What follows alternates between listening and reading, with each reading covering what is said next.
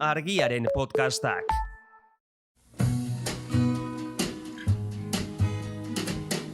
Don't know much about history.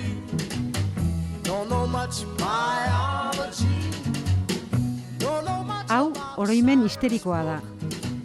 Historia diren istorioek txoratzen gaituztenon podcasta. but I do know that I love you. And I know that if you love me too, what a wonderful world this would be. Egunon, edo Gabon, entzule, Gabon nagore, eguerdion. Eguerdion Asier. Gaixo. Gaztaiena indugu. Gaztaiena omen da astea, eta hau oroimen histerikoaren bigarren podcasta da. Beraz, hemendik aurrera dena erraz.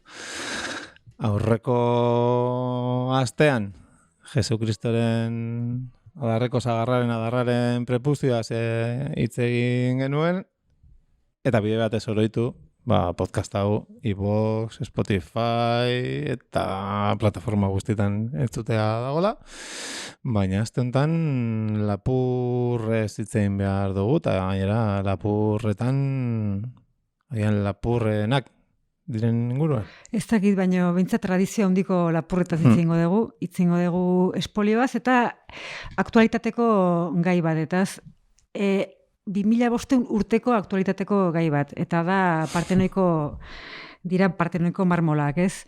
Joan den urte amaieran, abenduan, komunikabideetan agertu zen, nola Greziako gobernua eta Britaniar Museoa negoziaketetan ari ziren Partenoiko marmoloiek itzultzeko Greziara. Baina, handi gutxira, ez, aurtengo urtarrilean, Michel Donelan, Britaniar Kultura Ministroak ukatu egin du konversazioak ere egon direnik, eta berriro ere, enegarren aldiz, berretsi du eskultura horien jabe legitimoa haiek direla, ez? Eta Britaniar Museoan egon behar dutela.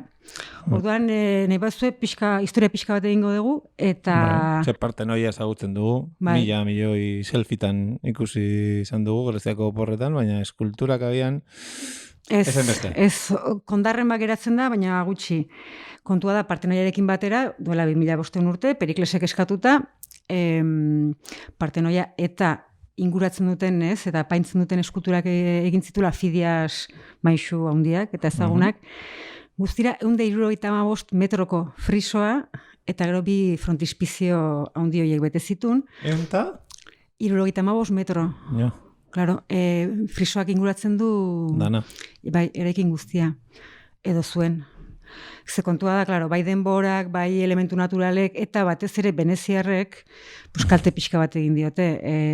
1687 urtean bombardatu zuten, oso ondatuta geratu zen, bai eraikina bera eta bai eskulturak, baino eskerrak gero etorri zen Lord Britaniar bat erreskatean. Beti, kolon ingelesak beste 9 lanian, ez da?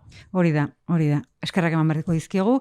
1806an, Thomas Bruce, Elgingo kondeak erabaki zuelako osorik zeuden edo ez, egoera honean zeuden eskulturak etxera eramatea. Kontua da, garai hortan oraindikan otomandarren menpe zegoela Atenas, otomandarrek ez zioten inolako oztopori jarri, eta greziarrei ez zien inor galdetu. Beraz, espolioa da, hortan ez dago zalantzarik. Hor gauza bat, Partenoiko marmolei buruzko informazio bilatu nahi duenak, Wikipedian adibidez, Elginen marmolak bilatu beharko du. Sarrerak horrela du izena. Nik hemen Partenoiko marmolak edo Finiasen marmolak aipatuko ditut, beste atzera itelako ateratzen, eta ikusiko dugu zergatik espolioa izateaz gain, erabakizun, hobeto errazago desmuntatzeko zati txikietan zatitzea eskulturak. Batzuk desmuntatzen erorintzien eta txikitu egin zian. Eta gero, Ingalaterrara eramaterakoan, itxasontzi zeraman zituzten, eta itxasontzietako bat ondoratu egin zen, eta betirako galdu ziren pieza horiek. Oso txukun. Ara iritsi eta 10 urtera, Britaniar Museoak erosi zituen pieza horiek, eta orduan ondo zaintzeko piezak errestaurazioa egin zioten, eta hasi ziren arraspatu eskulturak jatorrizko marmolaren kolore zuri hori bilatzeko. Kontua da, marmol hori dela Atenas inguruko mendi batetik atuta daude, ez? Eta Penteliko menditik, eta oxidotan oso aberatsa da zonalde hori, eta orduan marmola jatorriz gorrixka da. Beraz, baina gizon txuriek txuria nahi zuten. Hori da, begira ez dut hortan pentsatu. Ja, eta esango nuke, greziarrak agian ez daudela oso pozik. Ez, eta gaina hamarkada asko dara matzate ez, horrekin borrokan, eta borroka horren ikurra edo simboloa da Melina Mercury, ez? Melina Mercury abeslari eta aktore ezaguna zen, eta 80ko hamarkadan ere izan zen Greziako kultura ministroa. Eta, bere ospea eta bere eragina ez, erabili nahi zen zituen, hori ez, alegin diplomatiko berezia egiteko hori lortzeko, eta gero bera hilda ere senarrak ez, Jules Dassin zinemagileak hartu zuen pixka bat lekukoa eta jarraitu zuen borrokan, baina ikusten dugu, ez? Zenbat urte pasa diran eta oraintxe bertan ze jarrera daukan Britainiar inperioak, ez? Baina Melina Mercury jarraitzen du izaten borroka horren ikurra. Το παράθυρο μου στέλνω 1, 2 και 3 και 4 φίλια που φτάνουν στο λιμάνι 1 και 2 και 3 και 4 πουλιά. Πως ήθελα να έχω 1 και 2 και 3 και 4 παιδιά. Πόσα θα μεγαλώσουν. Asier, gai hau zuk proposatu zenidan, eta proposatu zenidanean bidali zenidan artikulu bat oso interesgarria, ez? Hainbat adituren iritzia jasotzezuna, aditu guztiak bat zetozen pieza horiek greziarra direla eta itzuli behar dutela, baina haietako batek esaten zuen kontu zibili barra dagoela, kasuak banan aztertu behar direla, eta arrisku handia dagoela espolio hitza gehiegitan erabiltzeko. Eta ni ez nago ados. Ze alde batetik kontuan hartu behar dugu espolioaren benetako dimentsioa, ez? Eta beste adibide ezagun jarriko dut, Berlingo museoan dagoen piezarik nik uste esanguratsuena dela Nefertitiren busto ederrori, ez? Eta Egipto eta Alemanian arteko, gobernuen arteko tirabirak ere luzeak izan dira. Hor ere bai. Baina 1912an hartu zuten pieza hori, Egiptotik, eta eraman zuten Alemaniara, eta horrekin batera, hau da, arpilatze txanda bakarrean, beste 5.000 pieza eraman zituzten.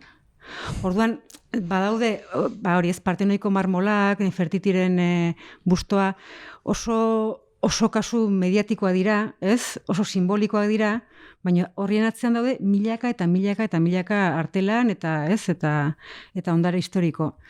Agian guk bakarrik ezagutzen ditugu, ezagunenak. Hori da. Baina hor dagoen zerrenda ez da makala, ez da? Bai, eta gero baita ere espoliotza gehiegitan erabiltzen dela, nik uste gutxiek erabiltzen dela, ez? Ze askotan ondarearen leku aldatze horiek legalak dira. Legalak dira, dokumentua daudelako, erosketa bat edo dantza bat egin delako eta agiri batean jaso delako. Baina dokumentu horiek sinatzea, truke horiek, salerosketa horiek, beti edo gehienetan egiten dira oso baldintza desorekatuetan, ez? Bai, mundua ere alazantala delako, seguruna, ez? Britainiar museoan dago Egipto eta India erdia. Bai. Louvren eta Frantziako museotan Afrikako ondarea dago. Estatu Batuetako museoak daude Hego Amerika eta Mexikoko ondarez beteta. Eta alderantziz ez da gertatzen. Ez? Zuk ez daukazu Nairobin adibidez museo bat Frantziar impresionisten pintura esanguretsuenekin, edo inori ez zaio bururatu, Stonehengeko harritzarrak hartu, zatitu eta adibidez Kalkutara eramatea, ez? Orduan, kolonialismoaren, imperialismoaren eta espolioaren arteko lotura oso agerikoa da. Bai. Orduan, legezkoak dira truke, ez? Komila artean truke horiek, bai, zilegi dira, ez. espolioa da eta lapurreta da.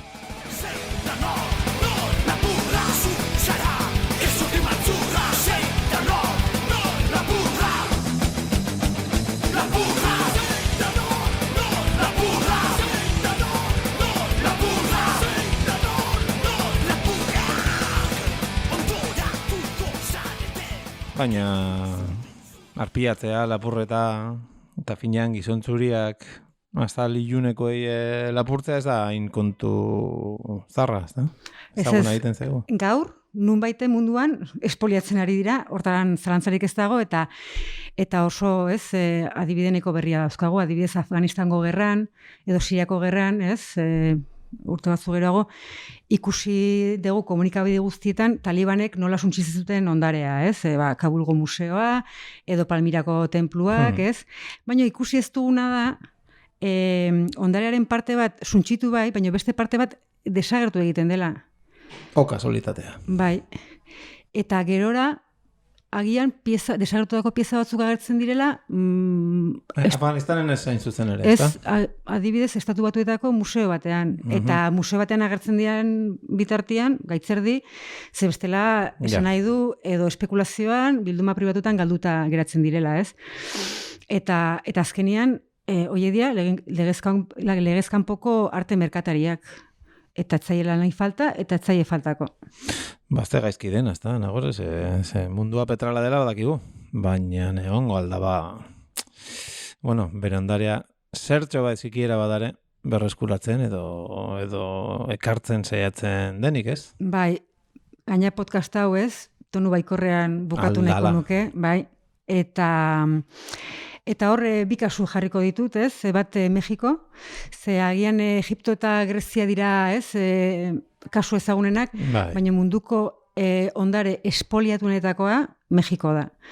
Eta azken urtean ari dira, gobernutik ari dira alegin berezia egiten, eta pieza batzuk hasi dira tantaka, eta oso mantxo baino itzultzen.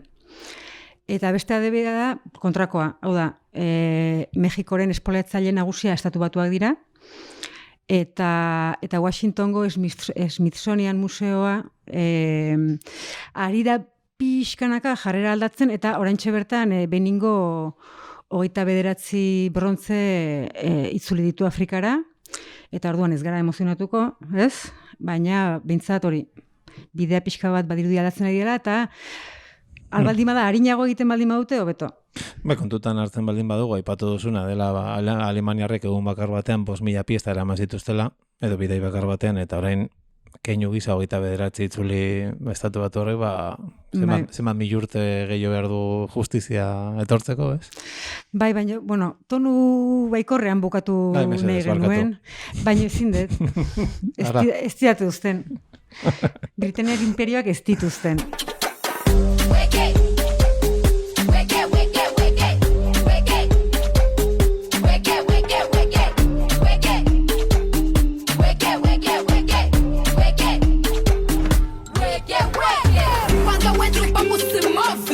Talento aqui chove, claro que o povo me ouve. Pongo da love, estou segura, abro fronteira, não digo lixo nem digo asneira. No microfone sou a primeira, vou levantar a minha bandeira. Kontua da, gai hau prestatzen aritzela podcasterako, hasi nintzen azken albisteak bilatzen, gaiaren inguruan, eta topo ginuen Britainiar Museoari buruzko albiste batekin. Orduan kontua da, Britainia handiko museoek, eta hoien buru, gure British maitea, gomendio bat luzatu digutela. Eta da, momia zitzeitenerakoan, momia hitza ez erabiltzea. Ara.